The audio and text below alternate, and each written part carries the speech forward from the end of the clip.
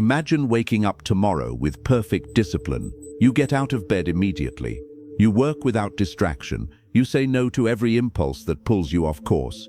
You follow through on everything you promised yourself. Now imagine something stranger. Imagine that even with all that discipline, something still feels wrong. The emptiness is still there. The resistance hasn't vanished. It's only quieter, and the moment the structure weakens, the old patterns rush back in. This is where the uncomfortable truth begins. You don't actually lack discipline. What you lack is confrontation, because discipline is not the root problem.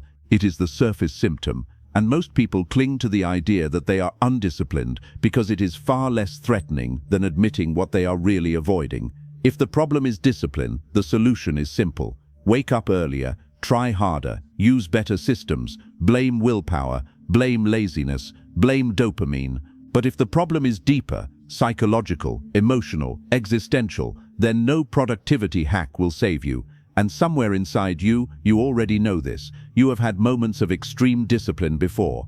Bursts of focus, periods of consistency, short seasons where you were unstoppable, and yet they never lasted. Not because you are weak, but because discipline alone cannot hold together a life built on avoidance. The mind resists effort when effort leads towards something it fears. That fear is not failure, it is exposure. At the core of chronic procrastination, inconsistency, and self-sabotage is not laziness. It is psychological defense, a quiet, invisible mechanism designed to keep something buried. You delay the work not because it is hard, but because it brings you closer to something you don't want to face: responsibility, judgment, finality, identity, meaning. Discipline threatens avoidance, and avoidance is protecting something fragile. Carl Jung understood this long before modern psychology tried to reduce everything to habits and neurotransmitters. He believed that when a person cannot act, it is often because acting would force the unconscious into the light, and the unconscious does not resist growth, it resists exposure. Think carefully about what discipline would actually require from you. Not just effort, but clarity. Not just consistency, but commitment. Not just action, but consequence. To be disciplined means you can no longer hide behind potential. You can no longer say, "I could have been." You can no longer blame circumstances, timing, or other people. Discipline forces you to discover who you are when excuses run out. And that discovery terrifies more people than failure ever could, because failure hurts the ego, but exposure dissolves it. Many people secretly rely on their lack of discipline as a psychological shield. As long as you are trying, you don't have to fully risk yourself. As long as you are inconsistent, you don't have to confront your limits. As long as the work is unfinished, your self-image remains intact. Potential is safe, completion is dangerous. This is why people unconsciously sabotage momentum right before things become real, right before success, right before commitment, right before the moment when the fantasy of who they might be collides with the reality of who they are. Discipline threatens fantasy, and fantasy is where the ego hides. If you never fully commit, you never fully fail, but you also never fully live. This is the deeper bargain behind procrastination. Jung would say that what you call laziness is often the psyche's refusal to cooperate with a false life. When your conscious goals are misaligned with your unconscious truth, resistance emerges, not as rebellion, but as paralysis. You say you want progress, but your unconscious asks, at what cost? What happens if you succeed? Who will you become? What will be expected of you then? What illusions will collapse? Discipline moves you forward, but forward is not neutral. Forward leads somewhere specific, and if that destination threatens an old identity, an old wound, or an old fear, your psyche will slow you down, not because it hates you, but because it is trying to protect you. Many people are disciplined when they are escaping something: poverty, pain, humiliation. But the moment survival pressure disappears, discipline collapses. Why? Because now action is no longer fueled by necessity. It is fueled by choice, and choice exposes desire. Desire exposes responsibility. Responsibility exposes fear. This is why motivation fades when goals become personal rather than urgent. When the threat is gone, the deeper conflict surfaces. You are no longer running from something, you are moving towards something, and moving towards something requires you to believe you deserve it. This is where avoidance deepens. Some people avoid discipline because discipline would force them to confront inadequacy. Others avoid it because it would force them to confront success. Success sounds desirable, but psychologically it can be destabilizing. Success changes how others see you, it changes how you see yourself.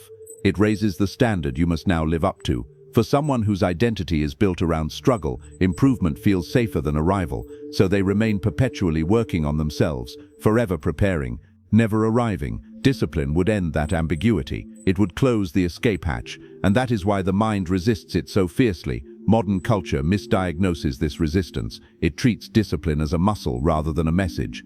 It tells you to override yourself instead of listening to yourself, to force compliance instead of understanding conflict. But forced discipline rarely lasts. It collapses the moment emotional pressure rises, because it was never integrated, it was imposed. Real discipline emerges when avoidance is no longer necessary, when the thing you are running from is finally faced. Ask yourself this honestly: what would consistent discipline force me to confront? Would it expose that I don't actually want the goal I claim to want? Would it reveal that my ambitions belong to someone else's expectations? Would it force me to face emptiness once achievement no longer distracts me? Would it confront unresolved shame, grief, or fear? Until these questions are addressed, discipline will always feel like self-violence rather than self-respect. Jung believed that neurosis is not weakness, it is misdirection, energy trapped in conflict, potential bound by fear. When inner contradictions are unresolved, the psyche cannot move forward smoothly. It hesitates, it stalls, it loops. That loop looks like lack of discipline, but it is actually unresolved meaning. This is why people can be disciplined in areas that align with their unconscious values and completely paralyzed in areas that don't. They can work obsessively on tasks that provide validation, distraction, or identity reinforcement, but freeze when faced with work that threatens inner equilibrium. Discipline follows meaning, not the other way around. When people say, "I just need more discipline," what they often mean is, "I don't want to feel what this path will make me feel," because disciplined action strips away noise, and silence brings buried things to the surface. That is why distraction is so seductive. It is not pleasure people seek. It is relief from inner pressure. Relief from questions they don't know how to answer. Relief from emotions they were never taught how to process. Busyness becomes anesthesia. So does entertainment, so does constant self-improvement talk that never turns into action. Discipline would remove the anesthesia, and then you would have to feel. This is why confronting the deeper issue is terrifying, but also liberating. When you stop framing the problem as laziness, you stop attacking yourself. You start listening. You ask different questions. What am I protecting myself from? What identity does my inconsistency preserve? What fear disappears if I never fully try? These questions dissolve self-hatred, and self-hatred is one of the greatest enemies of discipline. People who hate themselves rely on discipline as punishment. People who understand themselves use discipline as alignment. There is a difference. Punishment creates rebellion. Alignment creates momentum. Once the unconscious conflict is acknowledged, something shifts. Action no longer feels like force. It feels like coherence. You stop fighting yourself because there is no longer something to hide. Discipline becomes less about control and more about honesty. You act because you are no longer divided. This does not mean fear disappears. It means fear is integrated rather than avoided. You move forward with fear instead of waiting for its absence. That is real strength. Not the strength to override yourself, but the strength to face yourself. And here is the paradox most people miss. When you stop obsessing over discipline, discipline often appears on its own, because it was never the problem. It was the signal. A signal pointing towards something deeper, something unresolved, something avoided, something waiting to be acknowledged. Until that moment, no system will save you, no routine will hold, no motivation will last. But when that moment arrives, when you finally stop running, discipline stops being a battle. It becomes a byproduct of clarity.